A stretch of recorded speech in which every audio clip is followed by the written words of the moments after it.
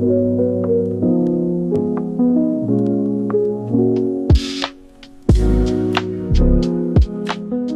so the sun went down, unfortunately, so we will not be having a lot of light. I wanted to talk about some books that I read and haven't read yet, but I wanted to discuss them anyway. I have this one here and two comic books, 2 books and 2 comics that I would like to share my thoughts about. I will start with Heaven by Mieko Kawakami. I think this is Kawakami's second book. The first one was Breasts and Eggs, and I think if I remember correctly, there were 2 short stories comprised into 1 book. And she writes stories about people. She writes very personal stories, real stories. And this one is about a 14-year-old boy who is the victim of bullying. He is being bullied heavily. So heavily that it becomes hard to read at some point. At many points. And this 14-year-old boy, who, if I remember correctly, does not have a name, he finds a couple of messages directed to him at his in his class, and he doesn't know who it is yet, but he finds out later that it is a girl who's also in his class and who's also being bullied. And they have this really beautiful relationship because they can really relate to each other. But then it becomes dangerous to them because nobody can know that they are friends. They don't know how far the bullies would go if they would find that out. So every time someone's being bullied, if the other is being bullied, if the boy is being bullied, the girl just can't really do anything about it because then they would know. And that makes it even more tragic as you go through the book. I really love stories about about children who see the world through a different lens, and this is one of them. This is a book about 2 kids who have to grow up a bit faster than the others, who can't really enjoy their lives outside of class because there's also always the danger of being seen. So they have to stay hidden. It's always about being hidden. And this is really, I don't want to spoil it. I'm not going to spoiler it. You should definitely read it if this speaks to you in some way. Warning, it is difficult to read. Not because of the writing style, not because of the pacing or anything, but because things happen to them. Bad things happen to them. But it's still such a worthy read. It's worthy of your time. Then we have Swamp Thing. Deluxe edition. This is in deluxe edition, so it's not just one tale, but it's many.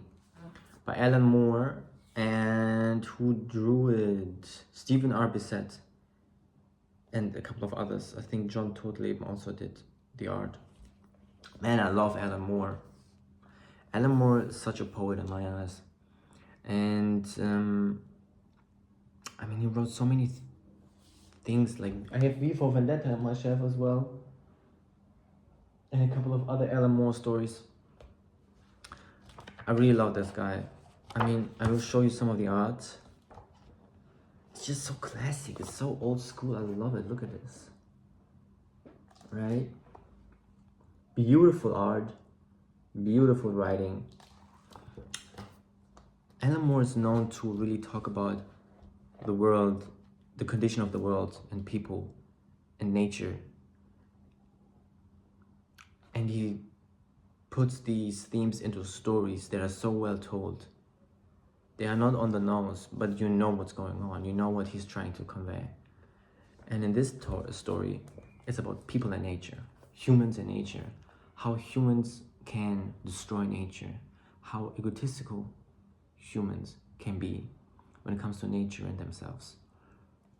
Because humans they take things if they need it, and they will use things if they need it. And this story is basically about humans and nature. They need each other. Human and nature cannot live without the other. It's a beautiful story.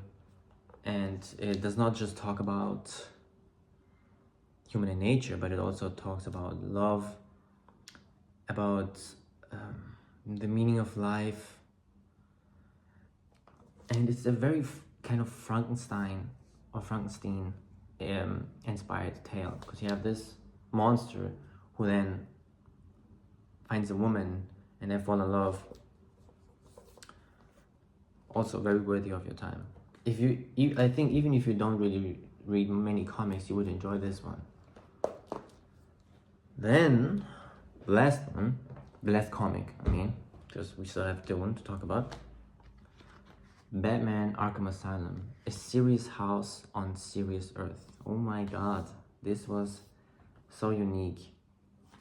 I've read this some time ago, but I still remember it because I've read it multiple times. You've never seen art like this. You've never seen art like this. It's terrifying. It is absolutely terrifying. Dave McKean illustrated it, and Grant Morrison wrote it.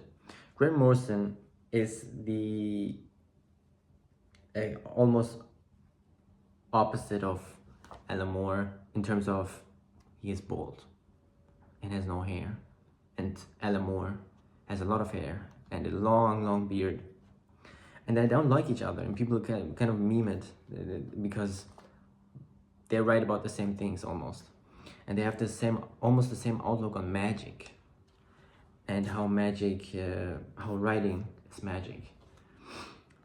Very interesting people, both of them. Well, okay, the comic book. What is it about? Batman has to go to Arkham Asylum because the Joker is holding people captives there. This is such a different Batman from what you're used to in movies. This is a Batman who struggles with his mental health, really. Who struggles with his mental health. Look at the amazing design of Scarecrow. Batman is confronted with lots of dark things. And this is much of a Batman story as it is a story about Amadeus Arkham, the founder of Arkham Asylum. Such a tragic tale and such an amazing backstory of a character that you don't really hear much about in other media.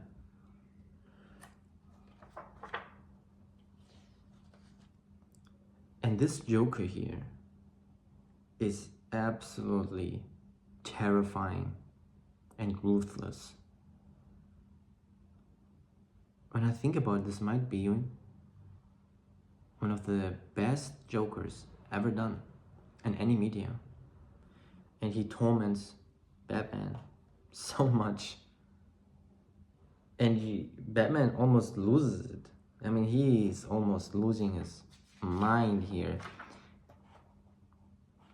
Such a good book, such a good story. Try it, please, for the love of God. Okay, let's get to Dune. Let's come to Dune. I am almost halfway through. I'm in book 2, more deep. And me and Dune go way back. I tried it once after the movie, after I watched the first part in the theater. And liking the movie, I wanted to give the book a try. And I got 200 pages in, 250 pages in, and then I quit. Then I think half a year later, I tried it again, and I quit at page 400. Now, 2 or 3 years later, I tried it again for a third time. And this time I could go through it much faster, and I enjoyed it better. A lot of people are saying the first 200 pages are boring, and I can totally get behind that, but I actually like the first 100 pages a lot. The sun is going down. Not good. We are not going to have much light from here on out. But then at page 300, I was already okay. I love this. I'm not saying I had to get through 300 pages to like it. I liked it from the beginning. I just thought there were a lot of parts within these 300 pages already where I thought, okay, this is dragging, and it's faster than it's dragging. You know what I mean? That being said, it is still a good book, but it definitely is not for everyone. There are people out there who would much rather watch videos about its lore, watch the movies, read the comics. I can totally understand. This is hard to read. It is not an easy read, especially not for beginner readers. I hear people criticizing the characters, but I like them. I think they are complex. I think they are deep, and they have a lot of history in this world already. Paul doesn't have a lot of history at the beginning, but Jessica and Duke Leto, they all have a history already when we are introduced to them, when they're introduced into Arrakis. And I love that. I love when the story doesn't start in the middle. Much like Star Wars. When you begin Star Wars, you're introduced into a world that already functions. You don't start at the beginning of this universe. You already see, okay, they have a history. This has a history. This diner here is so used to these things happening around here. They just turn around when somebody's hand is getting chopped off. Then you have Han Solo having trouble with the bounty hunter. They already have a kind of history together. You don't start at the beginning. Start at the middle. I love that. And this is the same as here. Not a lot like that,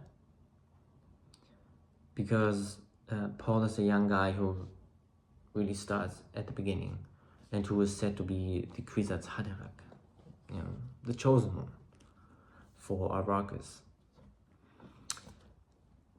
I really sympathize with Jessica, Paul's mother, and I think these characters are much more complex than people give them credit for. I like it, man, and I cannot wait to keep going, honestly.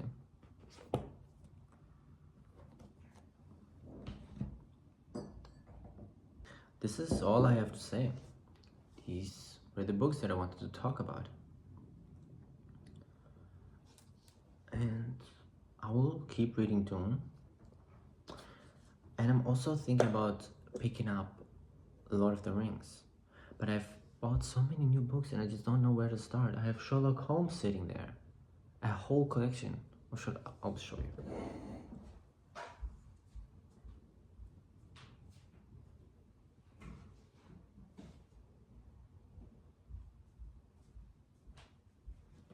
This beauty of a book. Look at that, man. God, it's so beauty. So pretty. The complete Sherlock Holmes. I've never read Sherlock Holmes. I've watched a lot of Sherlock Holmes films, but I've never read it. And I can't wait to dive into this. I have so much to read here. The thing is, I'm reading 2 books at the same time, so I want to save this up until I'm done with at least one of them before I dive into this one, because I don't want to read 3 books at the same time, right? This is it, man. This is all I wanted to talk about today.